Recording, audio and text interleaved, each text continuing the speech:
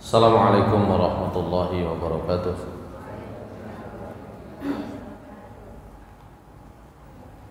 Alhamdulillah. Alhamdulillahilladzi arsala rasulahu bil huda wa dinil haqqi liyudhhirahu 'alad dini kullih. Wa kafa billahi shahida. Asyhadu an la ilaha illallah wahdahu la syarika lah. Wa asyhadu anna Muhammadan 'abduhu wa rasuluhu la nabiyya ba'da.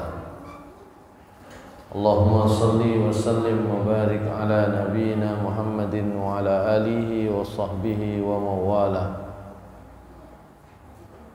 Rabbi shrah li sadri wa yassir li amri wahlul 'uqdatam min lisani yafqahu qawli.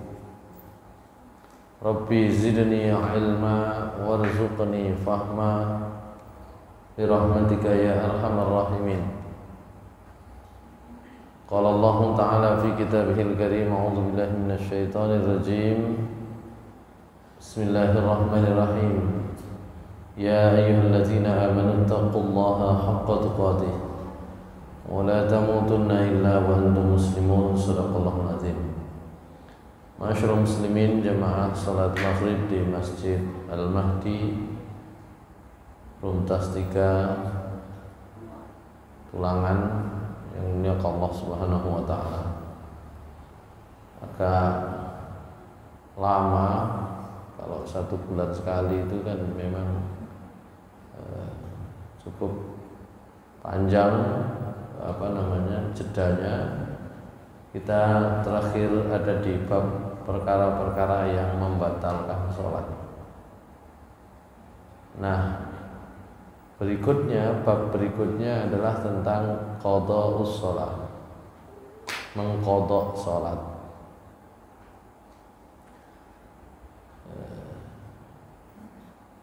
Dalam bab qadha sholat ini tentu ada perkara-perkara yang disepakati, ada yang kemudian diperselisihkan di kalangan para ulama.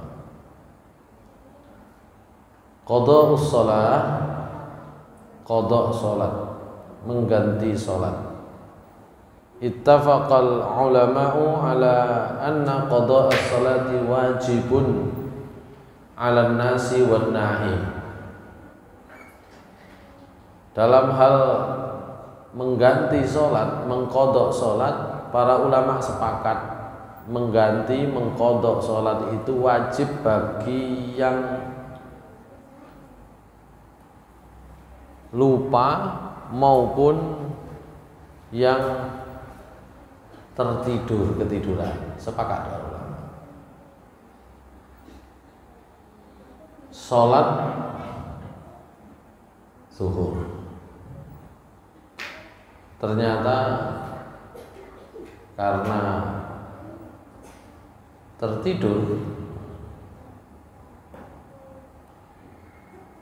baru bangun setelah asar, maka wajib mengganti sholat zuhur itu dan melaksanakannya di waktu dia bangun, waktu asar. Maka itu disebut mengqadha dan itu wajib. Atau lupa, lima taqaddama min qawli Rasulillah sallallahu alaihi wasallam, innahu laisa fin naumi tafritun, innama tafritu fil yaqdha. Fa idza nasiya ahadun salatan aw nama anha falyusalliha idza dzakara.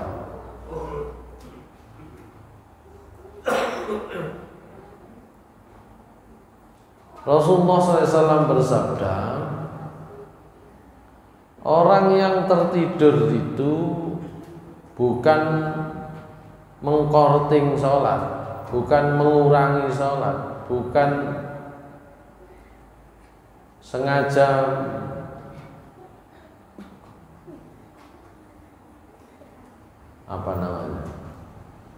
pingin dapat kortingan gitu. Tidak dianggap sebagai orang yang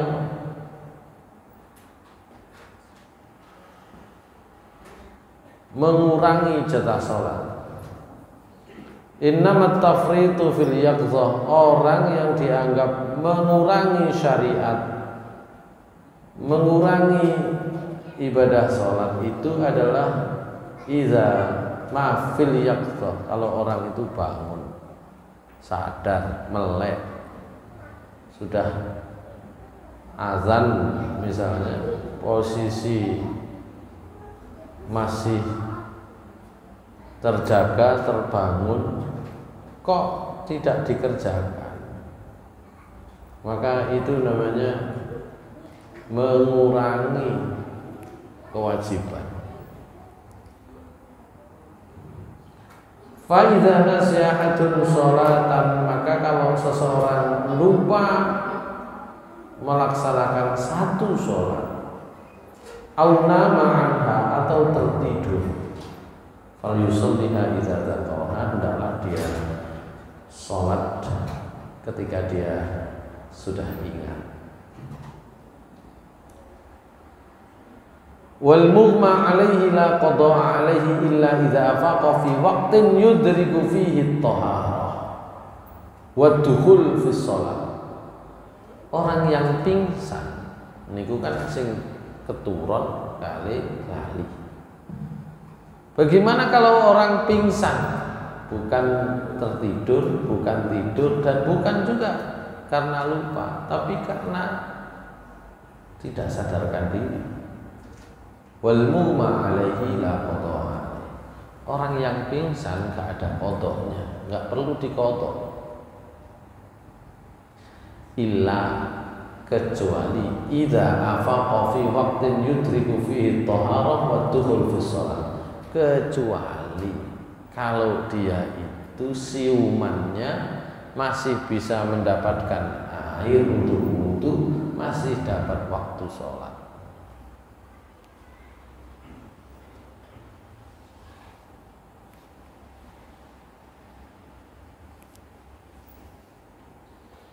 Begitu pula kalau orang hilang ingatan. Sebagaimana ada sebuah riwayat dari Nafi bahwasanya Ibnu Umar ishtaka marratan ghuliba fiha ala aqli hatta taraka shalah. Ibnu Umar itu pernah mengeluh satu saat pikirannya itu terganggu, hingga karena terganggu dia meninggalkan sholat. Summa afaqa, kemudian dia tersadar, falam yusalli ma taraka minas shalah, tapi beliau tidak mengganti sholat yang sudah ditinggalkan. Oleh karena itu dalam sebuah riwayat yang lain, Tawus berkata, idza ughmiya 'alal maridi tsumma aqala la lam yu'idi shalah. Kalau orang pingsan kemudian dia sadar kembali, pikirannya penuh kembali, tidak perlu mengulang sholat. Demikian pula riwayat-riwayat yang lain. Begitu tentang orang yang pingsan.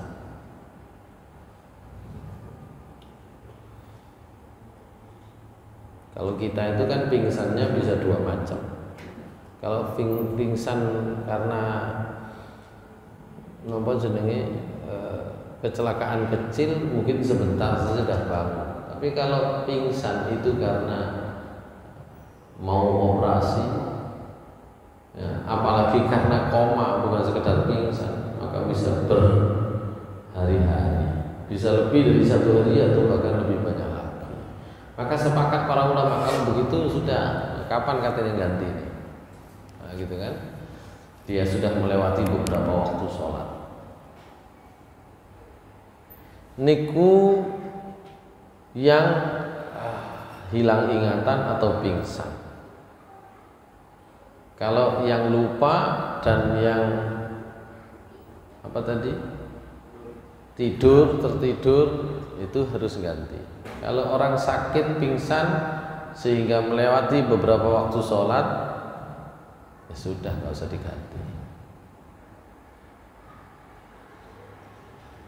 Wa amma tariku lis-sholati 'amdan fa madhhabul jumhur annahu ya'thamu wa anna al-qada' 'alaihi wajibun. Adapun kalau orang itu sengaja tidak sholat, maka umumnya ulama berpendapat jelas dia berdosa. Dan karena dia meninggalkannya sengaja, maka menggantinya juga wajib. Wa qala Ibnu Taimiyah,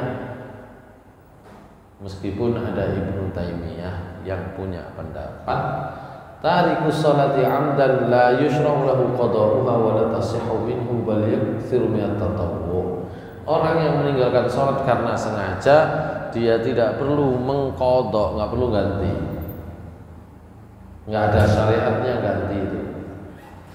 Yang perlu dilakukan adalah memperbanyak sholat sunnah. Jadi ada dua pendapat berarti ya. Meninggalkan sholat karena sengaja ada dua pendapat besar. Yang jumhur mayoritas berpendapat harus diulang, dosa harus diganti. Meskipun nanti ada persoalan.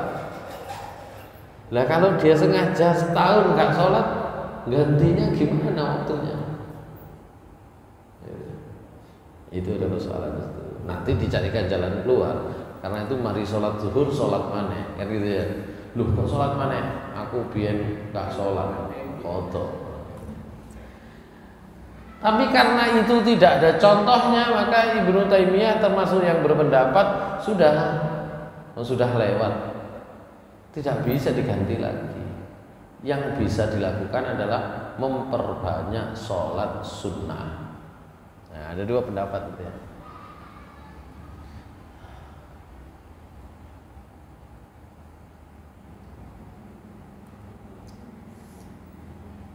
Karena itu Ibnu Hazm itu membuat ringkasan pendapat seperti ini.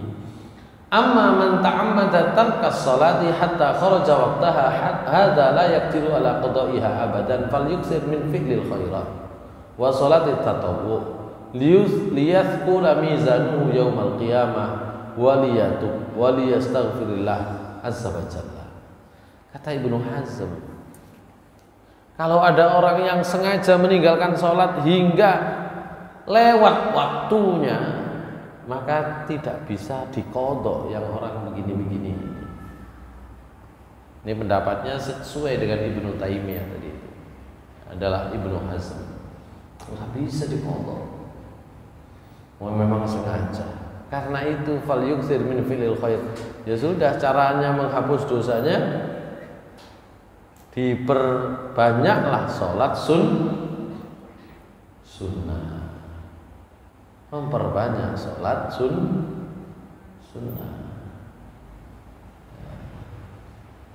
Mengapa demikian? Karena Allah Subhanahu wa ta'ala berfirman. Napa ayatnya? Ya, dalam surat Hud insyaallah. Buka Mas.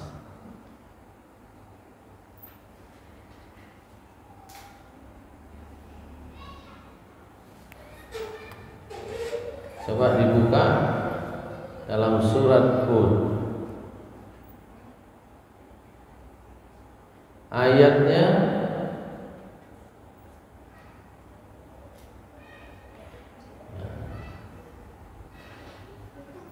(114).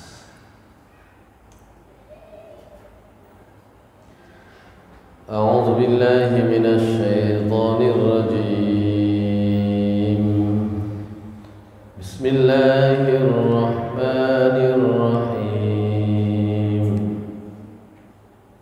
وأقم الصلاة طرفي النهار وزلفا من الليل إن الحسنات يذهبن السيئات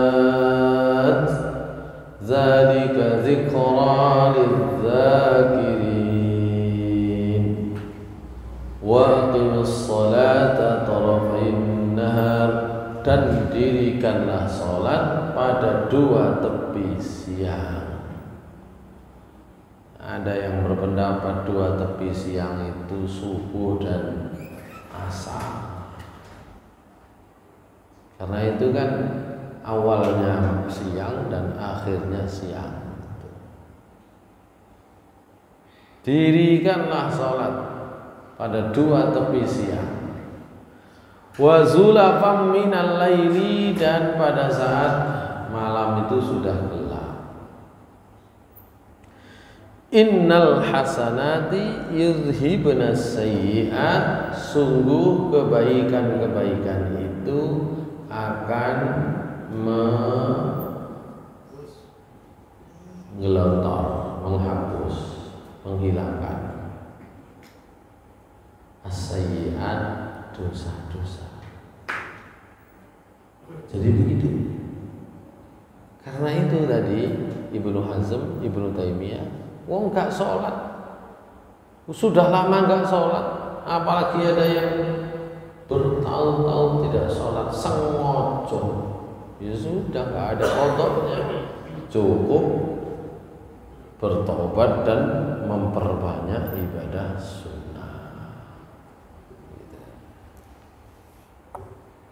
Salah satu dalilnya ini tadi, innal hasanat yudhibna sayyi'at, sungguh kebaikan-kebaikan itu dapat menghilangkan dosa-dosa.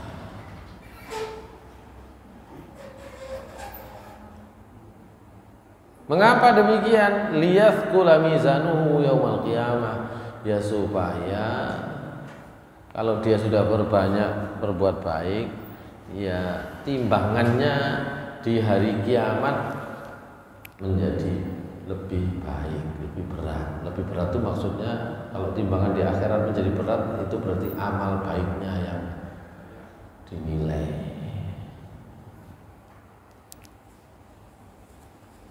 Niku nek itu kalau Ibnu Hazm dan Ibnu Taimiyah. Wa qala Abu Hanifah wa Malik wa Syafi'i yaqdiha ba'da khurujil waqti hatta inna Malikan wa Abu Hanifah qala man ta'ammada tarka salatin aw salawatin fa innahu yusalliha qabla allati hadara waqtuha in kanat allati ta'ammada tarkuha khamsa salawatin fa aqal sawa'un kharaja waqtul hadirah am lam yakhruj fa in kanat akthar min khamsi salawatin badan bil hadirah bada bil hadirah.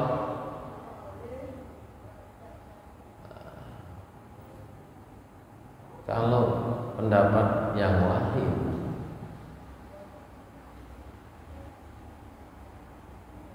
misalnya seperti Imam Malik, Abu Hanifah, ya itu berpendapat, termasuk Imam Syafi'i, dia harus mengkodoknya di luar waktu. Zuhur sengaja gak dikerjakno, asar kewajibannya untuk mengkodok.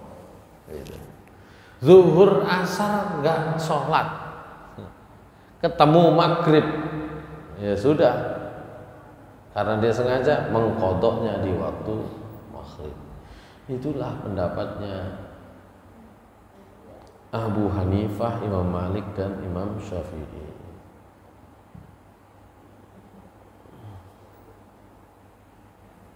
Bahkan Imam Malik, Abu Hanifah berpendapat siapa yang sengaja meninggalkan sholat satu saja atau mungkin beberapa waktu sholat, maka fa innahu yusalliha qabla allati hadara waqtuha, hendaklah dia melaksanakan sholat tersebut sebelum mati.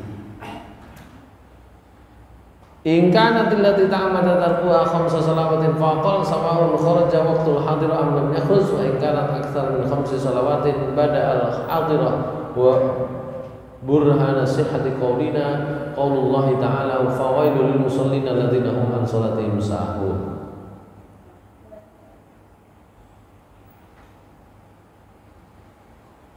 Itu kan kalau tadi yang ditinggal satu waktu sholat. Tapi kalau yang sengaja ditinggal itu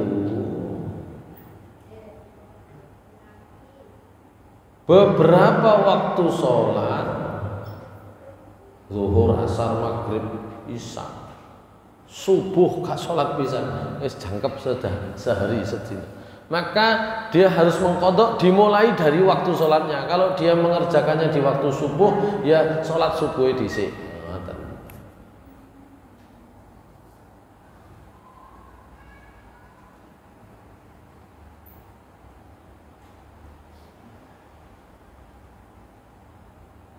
In kana tilal ta'amad datar wa khamsan faqal sawa kharaja waqtul hadirah lam yakhruj. Oh, mboten ngoten, keliru. Kita koreksi. Kalau ada orang yang meninggalkan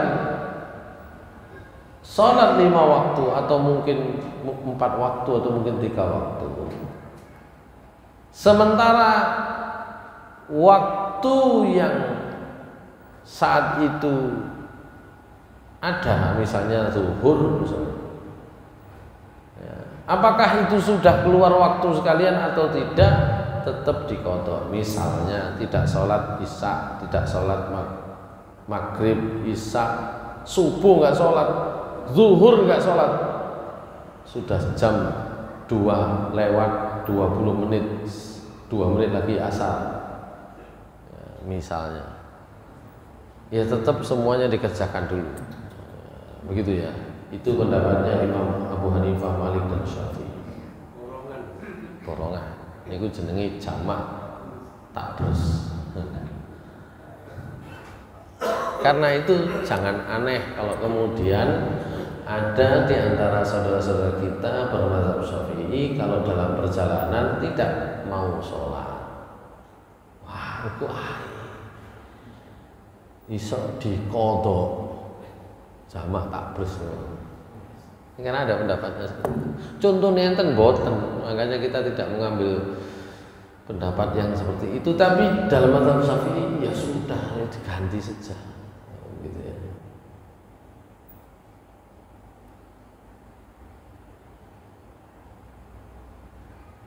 Itu kalau beberapa waktu termasuk 5 waktu sholat.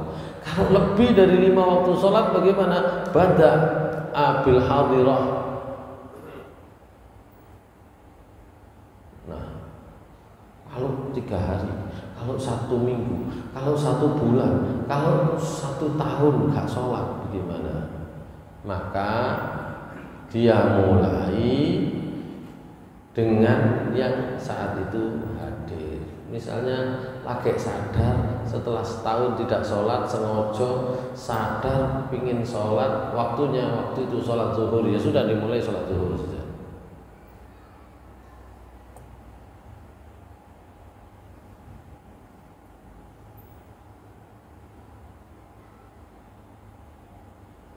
Oleh karena itu Allah Subhanahu wa taala mengingatkan kepada kaum muslimin tentang bahayanya orang yang hanya mengerjakan sholat. Fawailul lil musallin alladzina hum an sholatihim sahun. Celaka bagi orang yang sholat yang lupa dengan sholatnya. Atau ayat berikutnya, fa khalafa min ba'dihim khalfun adhaa'u sholata wattaba'u syahawat fasawfa yalqawna ghayya. Nanti memang ada umat belakangan itu kata Allah Subhanahu wa taala, itu kaum yang memang menyia-nyiakan waktu sholat dan mengikuti syahwatnya. Itu enten surat Maryam ayat 9. Itu qadha. Jadi secara umum ada 2 pendapat. Ya. Kalau bab pertama qadha sholat bagi orang yang lupa dan ketiduran, sepakat pun para ulama. Pokoknya sholatnya ketika dia bangun, ketika dia ingat, gitu ya. Tapi kalau yang ditinggal, apalagi itu sengaja ditinggal, itu berkali-kali, berhari-hari atau bahkan tahunan. Ibnu Hazm, Ibnu Taimiyah berpendapat nggak perlu diqadha. Ngitungnya sampai perlu. Bismillah. Sakit. Nggak perlu diqadha. Lah terus cukup bertaubat, beristighfar, meninggalkan yang dulu menjadi amalan dosa dan kemudian mengerjakan kebaikan-kebaikan yang lain. Kalau hitung-hitungannya dengan Allah Subhanahu wa taala itu enak aja. Karena itu kita itu sudah diberi jalan keluar. Apalagi bagi kita yang lebih sering malesnya daripada akasnya, rajinnya dalam beribadah begitu. Maka Allah Subhanahu wa taala berfirman di dalam surat Al-An'am ayat 160. A'udzu billahi minasy syaithanir rajim. Man jaa'a bis-sayyi'ati bil hasanati falahu 'ashru amsalha wa man jaa'a bis-sayyi'ati fala yujza illa mithlaha فلا يجزى إلا مثلها وهم لا يظلمون. Sadaqallahu adzim. Oh, sanes Al-Anfal, Al-An'am. Ayatnya 160.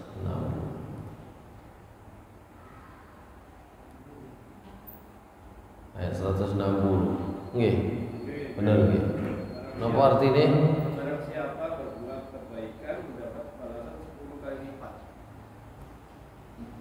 Terus? 10 kali lipat amalannya. Dan barang siapa berbuat kejahatan dibalas seimbang dengan kejahatannya. Mereka sedikit pun tidak dirugikan atau diberi. Ya. Man jaa'a bil hasanati falahu 'asyru amsalha. Siapa yang berbuat kebaikan langsung 10 kali lipat. Ya. Ini sudah saya bahas di hadis tentang sebelumnya ya. Malaikat itu ada yang bagian nyatet kebaikan. Kalau orang sudah melakukan kebaikan langsung dicatat 10 poin. Ya. Tapi kalau dosa tunggu dulu gitu ya, nggak dicatat. Ini juga demikian, ayat ini itu terkait dengan riwayat ya, yang menarik gitu ya. Nanti akan saya bacakan. Tapi di dalam tafsir ayat ini, kalau kita buka di dalam tafsirnya, tafsir ini tadi Ibnu Katsir ya, ada banyak riwayat. Kata Rasulullah SAW, Inna Rabbakum Azza wa Jalla Rahimun. Allah Subhanahu wa taala niku nopo lomane nemen, sayange nemen. Ya, Rahim, Maha Penyayang. Mengapa disebut demikian? Man hamma bi hasanatin falam ya'malha kutibat lahu hasanah. Siapa yang ingin berbuat kebaikan kok dia tidak bisa mewujudkan. Orang ingin berbuat kebaikan, niat berbuat kebaikan, tapi nggak bisa mewujudkannya. Falahu kutibat lahu hasanah, itu sudah dihitung satu kebaikan. Fa in amilaha kutibat lahu asyran ila sab'ina mi'ah. Kalau dia sudah niat berbuat baik dan berhasil melaksanakannya, dicatatnya 10 kali lipat sampai 700 kali. Bahkan ila adhafin katsirah, sampai berlipat-lipat. Oleh karena itu dalam ayat yang lain Allah mengatakan innama yuwaffas sabiruna ajruhum bighairi hisab. Orang yang sabar itu akan dibalas oleh Allah dengan pahala tanpa perhitungan. Gak dihitung siji loro telu papat lima enam pitu wolu sama 10, gak dihitung tanpa perhitungan bighairi hisab. Kalau tanpa perhitungan mungkin maknanya bisa salah ya. Nah, pakai bahasa Jawa lebih pas. Gak hitungan. Nah, gitu ya. Bukan tanpa perhitungan, gak hitungan. Saking akeh gitu ya.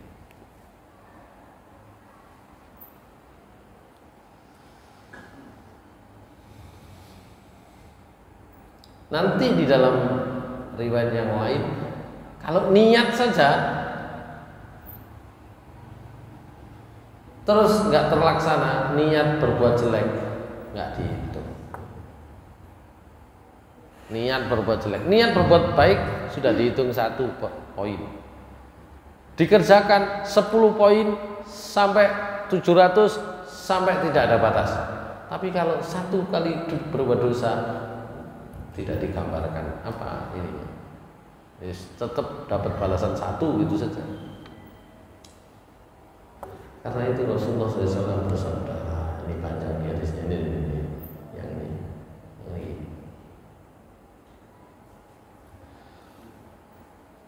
An-nasu arba'atun wal a'malu sittatun. Manusia ada 4 macam, amal ada 6 macam. Ada manusia itu muasaun fid dunya wal akhirah, uripe enak, nang dunya enak, nang akhirat enak. Mungkin kabeh kepingin. Tinggal ya apa kepingin itu tadi temenan kan ngoten. Kepingin sugih, kepingin. Gelem nyambut gawe soro titik. Oh ya sing enak ae. Iku kepingin. Oh, kabeh kepingin ya, kepingin. Wonten wong bal-balan kepingin dadi pemain bola sing enak. Oh ya kepingin. Gelem latihan ya sik. Niku akeh sing kepingin tok niku kan. Ada yang orang itu hidupnya enak di dunia di akhirat. Tidak banyak. Yang kedua, muassa'un fid dunya maqturun alaihi bil akhirat. Hidupnya di dunia enak tapi di akhirat susah. Banyak yang pilih ini, sing nyoto-nyoto ae, sing saiki, sing buri-buri pikir buri, ya, gitu ya. Yang nanti pikir belakang itu banyak. Yang kedua ada orang seperti di dunia enak, di akhirat enak. Tapi ada yang ketiga, maqturun alaihi fid dunya wa sallahu fil akhirah. Di dunia ini susah, tapi nanti di akhirat akan senang, mudah. Yang terakhir, ada orang yang hidupnya di dunia susah, di akhirat susah. Ya. Karena itu Rasulullah ngasih tips di sini tentang amalan itu, sing hasilnya itu pasti mutlak. Mangkana musliman mukminan la yusyriku billahi syai'an falahul jannah wajabat lahul jannah. Sinten ae sing Islam iman tidak syirik pasti surga. Islam iman loh, maksudnya apa? Karena banyak di antara kita itu yang menyatakan Islam itu menganggapnya sudah sama dengan iman, padahal nggak sama. Burung mesti wong Islam itu iman. Kalau sebaliknya, setiap orang beriman itu harusnya Islam, ya harusnya sudah. Tapi tidak semua orang Islam punya iman. Makanya syaratnya berat. Mangkana musliman mukminan la yusyriku billahi syai'an. Islam, iman, tidak menyekutukan Allah sedikit pun, dakhalal jannah, falahul jannah, masuk surga. Sebaliknya, wa man kana kafiran wa man mata kafiran wajabat lahun nar. Siapa yang mati dalam keadaan kafir pasti neraka. Nah, gitu ya. Terus enten amal niku jare Nabi sing mislun bimislin yang seimbang. Wong niat apik jare Nabi enggak kelakon dapat 1 pahala. Wong nglakoni elek 1 dosa. Itu namanya imbang. Menurut Allah. Menurut kita pun bonusnya wakeh. Yang terakhir enten amal sing dilipat gandakan 10 kali lipat, enten amal sing dilipat gandakan menjadi 700 kali lipat. Ini strateginya karena terkait dengan tadi itu. Ya nopo biyen bolong-bolong salate ya sudah diganti dengan kebaikan. Ya.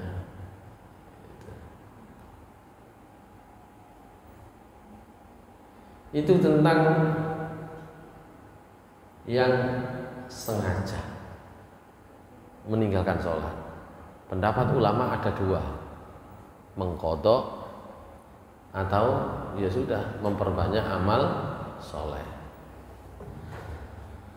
Mengqadha enggak ada contohnya, tapi itu pendapat yang berdasarkan kehati-hatian. Mau soleh duwe tanggungan sakmono akeh salat kalau sing digenteni. Tapi itu tadi sebagian berpendapat nggak perlu, dan kita sepakat, saya sepakat itu sudah selesai karena tidak ada contohnya. Perbanyak kebaikan. Ya, baik, itu tentang orang yang meninggalkan sholat. Ya.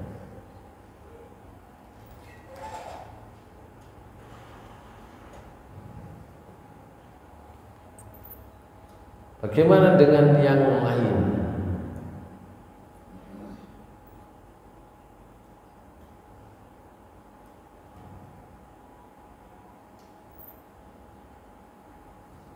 Said Sabiq mengambil satu pendapat bahwa kalau tidak ada syariatnya, tuntunannya, contohnya, ayat Al-Qur'annya, maka ya, kalau nggak ada itu batil, salah.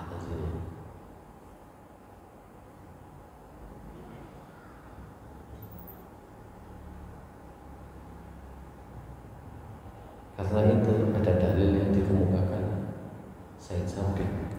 Rasulullah SAW bersabda, "Man fatathu sholatul asri faqannama watirahu."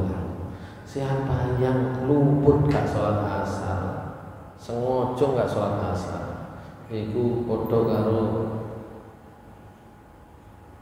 meninggalkan yatim keluarganya. Ya. Sama seperti orang yang kehilangan keluarga dan hartanya. Oleh karena itu, anna man mata fala sabila, anna man ma fata fala sabila ila idraki walau atraka aw amkana ayyutraka lima fata kama la tafutul mansiyatu abadan. Oleh karena itu, yang sholatnya itu sengaja tidak dikerjakan, nggak bisa diganti lagi. Isoe taubat aja. Mudah-mudahan diampuni. Baik, ini pembahasannya tentang ini tadi, qada sholat.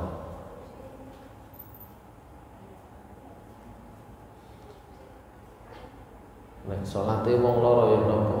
Salatul maridi man hasala lahu udhrun min maradin wa nahwi la yastati'u ma'al qiyam bil fardhi yajuzu yusalli qa'idan fa illam yastati' al-qu'ud shalla 'ala jambi yumi bi ruku' wa sujud fa yaj'alu sujudahu akhfad min ruku'i li qoulillahi 'azza wa jalla fadhkurullaha qiyaman wa qu'udan. Wa Imran ibnu Husain qala kanat bi bawasir fasaltu Nabi sallallahu alaihi wasallam an shalah faqala sholli qa'iman wa lam tastati' fa qa'idan wa lam tastati' fa'ala jambika. Babnya berubah. Salatnya orang sakit bagaimana? Orang sakit itu kalau memang terpaksa boleh sholat dengan duduk, bahkan dengan berbaring. Kalau tidak kuat duduk ya dengan berbaring. Nah, bagaimana kalau dengan duduk? Ya hendaknya sujudnya lebih rendah dari rukuknya. Ya, itu caranya.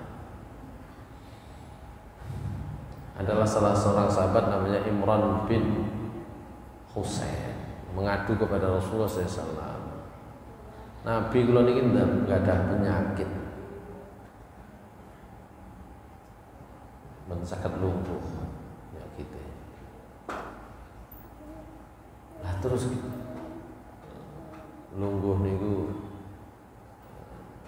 dalam sholat kan ada duduknya selain rukuk dan sujud. Pokoknya benar sakit sempurna, ya sakit. Maka Rasulullah SAW bersabda, sholatlah kamu dengan berbaring. Nah, harus berbaring, rukuke ya miring-miring. Terserah mau miring bagaimana, mau merendahkan kepala bagaimana, mau merendahkan badan bagaimana, sebisanya. Sholli qa'iman. Pokoknya nomor dari Nabi, sholat dengan berdiri dulu. Kalau nggak bisa duduk. Kalau nggak bisa duduk, berbaring. Kalau sudah berbaring, miring kanan, miring kiri. Mboten saged nggak syarat. Ya. Itu kalau sholat. Ini beberapa riwayat ya, tentang cara sebagian sahabat sholat ketika sakit. Ya.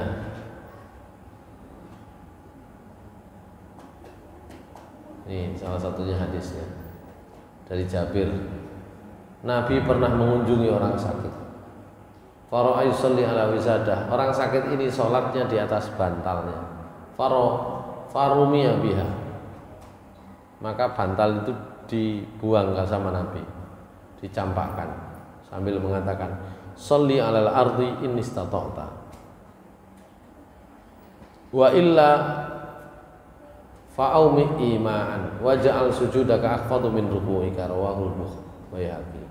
Salatlah kamu di atas tanah kalau mampu, kalau enggak cukup nunduk-nundukkan badan saja. Ya. Ini gara-garanya orang sakit, karena mungkin sakit ya, sholatnya di atas bantal. Karena Nabi bantalnya disingkirkan sambil mengatakan itu tadi. Baik, ini sholat dalam keadaan sakit.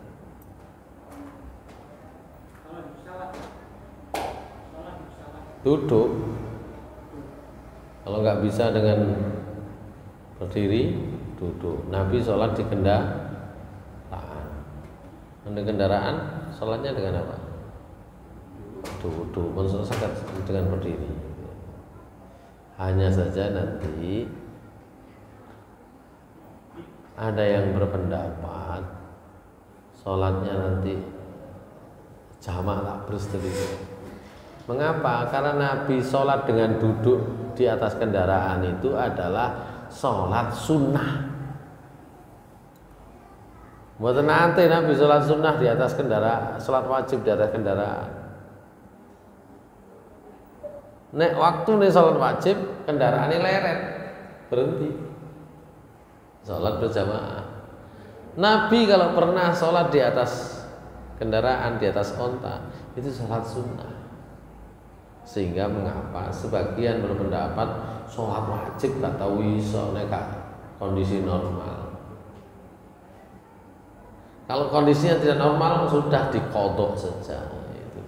Kalau misalnya perjalanan misalnya, main juga asal kalau udah dengar dulu itu, kemudian terus saja, kemudian asal terus sana yang udah mandek, gimana itu? Ya pokoknya kalau dijamak sesuai dengan yang dicontohkan boleh saja. Cuma yang tadi kita bahas,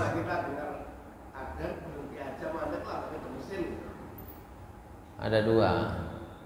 Nabi itu kalau perjalanan, kalau berangkatnya itu sudah masuk waktu sholat, beliau sholat dulu.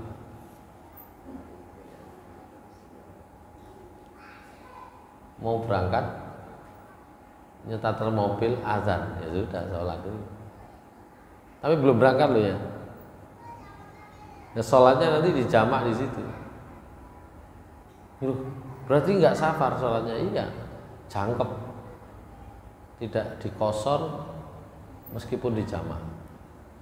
Tapi kalau tadi itu sudah kadung di perjalanan, berangkatnya jam 11, belum zuhur, ya.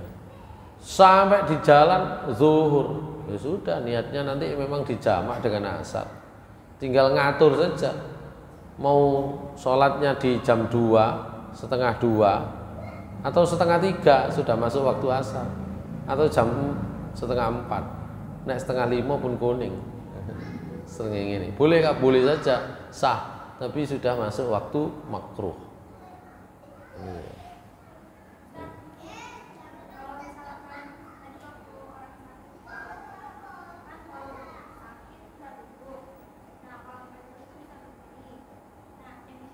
Berbaring.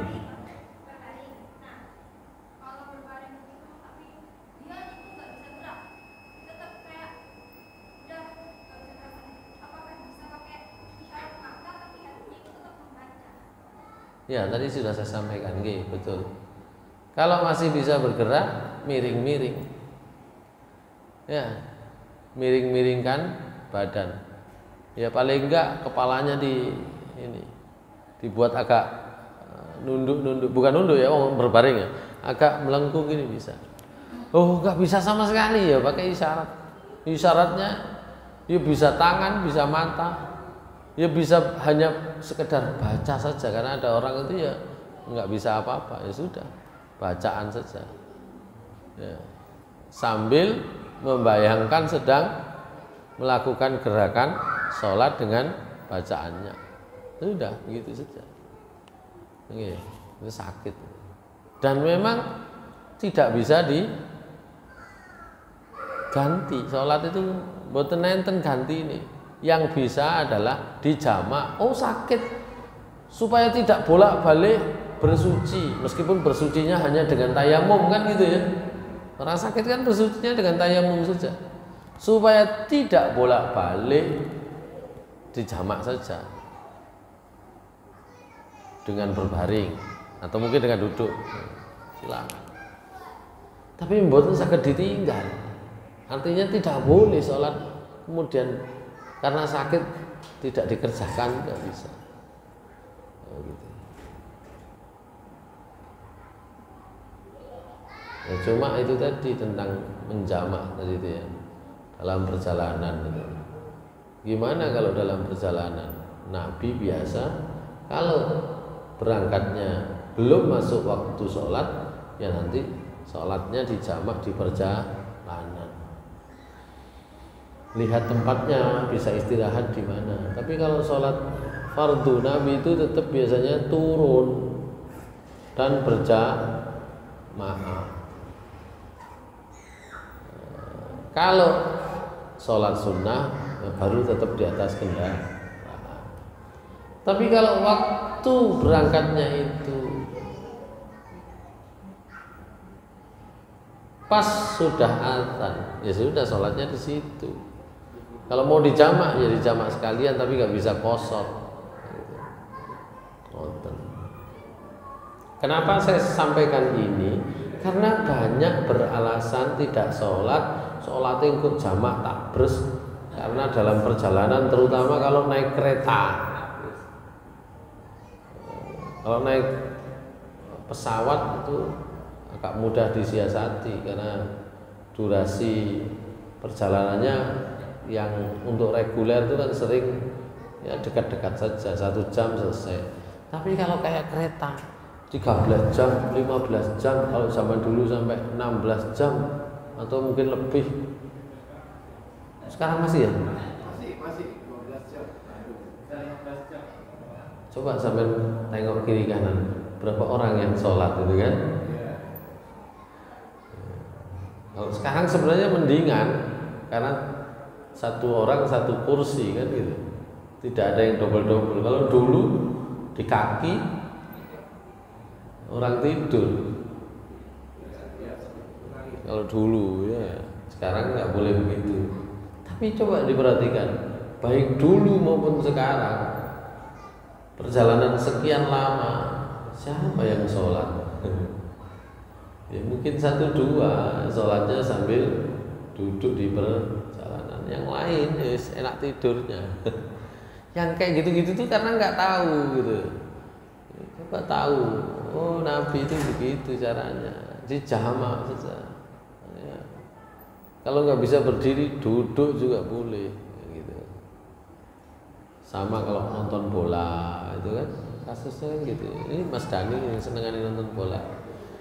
Ya, anaknya di kongkon main bola lah, berarti ayahnya kan nonton. Iya kalau pertandingan yang skalanya kecil, skalanya besar, antri tiketnya jam 10 pagi, masuk stadionnya jam 1 siang, mulai pertandingannya jam 4 sore, misalnya kan, berapa waktu sholat itu? Ada ya. Wah, makanya banyak yang nggak sholat, ya, repot. Nggak sholat baru dapat surga. Duh, jangan dikira saya nggak suka nonton bola. Dulu suka, dulu.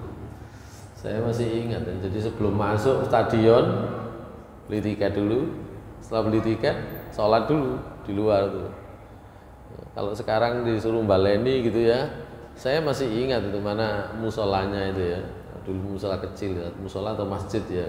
Sekarang mungkin jadi masjid sudah. Di sebelah selatannya Tambak Sari itu, kalau dulu di Tambak Sari. Ada gang kecil masuk ke selatan, itu tempat sholat ya. Gitu.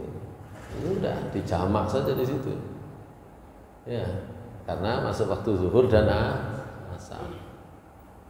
Gitu. Pernah sekali nggak sempat beli tiket, antrian panjang. Wah ini kayaknya nggak bisa masuk kalau nggak sekarang. Masuk dulu. Sholatnya ya pas istirahat babak pertama. Kalau dulu itu kan babak ini mulainya jam 3. Jadi jam 3 45 menit istirahat. Kan itu ya babak pertama. Cari di dalam stadion. Dapatkah? Dapat saya. Di tempat sebelahnya ruang ganti pemain itu. Jadi masuk tribun VIP. Dari ekonomi loncat naik untuk nyebrang ke tribun VIP. Naik di atas itu langsung disambut sama keamanannya, ini tentara sama polisi waktu itu. Ini mau kemana? Sholat Pak, lu dibiarkan. Sholat. Iya, saya mengalami gitu itu. Sholatnya. Sholatnya akhirnya di sebelah ruang ganti pemain. Kalau di stadion ya di situ tempat sholatnya. Nah, setelah itu ya nggak balik lagi, masuk mau balik lagi ya sudah di situ aja. Ya, masuk balik nanggone ekonomi mana kan gitu ya. Ya. Iya. Saya lompat aja, wah belum sholat ini. Lompat aja. Itu sudah mau dipukul sama penjaga keamanan. Sebentar Pak, mau kemana? Sholat. Bisa. Waktu di Senayan juga begitu sama, masih ingat ya. Tahun 97 itu final SEA Games Thailand Indonesia. Perebutan tempat ketiga itu ada di jam sore ya. Yang finalnya di jam malam gitu. Ya mulai ambil kupon ya sebelum zuhur. Sebelum zuhur ambil kupon. Nah, masuknya sore aja karena pertandingannya malam. Sholat dulu zuhur dan asar di luar. Ya, kepingin nonton juga yang ini apa namanya? Perebutan tempat ketiga. Nonton dulu masuk kan? Masuk nonton dulu. Sudah tapi maghrib isya. Adu penalti kalah lagi ya. Kalau sampai ingat adu penalti kalah lagi. Keluar jam setengah 10 ada hampir 100.000 orang itu waktu itu penuh. 100.000 orang, 100.000 penonton. Dulu kapasitasnya itu dipulin gitu. Wah itu hanya untuk keluar saja jam-jaman itu. Jadi keluar dari stadion itu sudah setengah 11. Ya, setengah 10 selesai, setengah 11 di luar, baru sampai luar. Itu belum yang naik kendaraan untuk kembali ke tempatnya masing-masing, itu bingung tuh, mana ini tempat sholat sudah tutup semua jam segitu. Jalan agak jauh gak ketemu masjid dong, gedung tinggi-tinggi semua. Mana ya stasiun? Nah, gitu. Stasiun Senen, stasiun mesti ada masjidnya. Naik, ada bemo. Senen. Nah, naik aja. Saya sama teman ada juga. Berdua saya berangkatnya berdua. Sampai di stasiun tutup masjidnya. Wong memang malam nggak ada kegiatan aktivitas ya, nggak ada pemberangkatan kereta. Waduh, setengah 12 malam sudah. Belum sholat maghrib, belum sholat isya.